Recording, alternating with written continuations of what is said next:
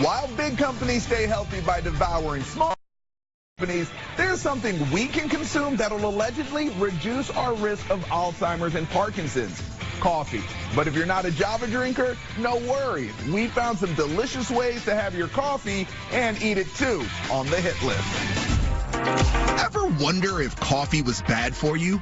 Think again. Coffee's actually really beneficial for you in a lot of ways. Nutritional biochemist Dr. Sean Talbot explains. There's studies that have shown that coffee is preventative for Alzheimer's and Parkinson's, for diabetes and obesity. Coffee really is a health food in a lot of ways. Speaking of food, we turn to Chef Mario Gebran to show us fun and simple ways to incorporate coffee into our grub, starting with coffee waffles. You're telling me we can put coffee into waffle mix? Absolutely. You blow my mind, Chef. Boom. All you need is your favorite waffle mix. And then the coffee. Main ingredient. Can't forget the coffee. It's that simple. Not only will your waffle taste great, it'll give you a boost of caffeine. But remember, you got to make sure that coffee's ground real small, just so it gives a nice smooth flavor to your waffle. Pour into your waffle iron for 3 minutes. Top it off with butter, syrup, and serve.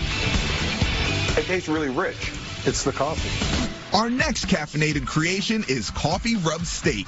I see the ingredients. What's our first step? Do it. So you got the peppers, put in some Himalayan sea salt. Mix in your finely ground coffee, and you're done. Light roast, medium roast, what do you recommend? Just whatever you prefer. I go Kona. Oil your steak and apply the coffee rub. That'll take it to the next level. When the open flames hit the coffee, just changes the texture and the flavor. Plate and serve. Dig into it. All right, I will. It's like butter. That's really good. That coffee gives it a special flavor.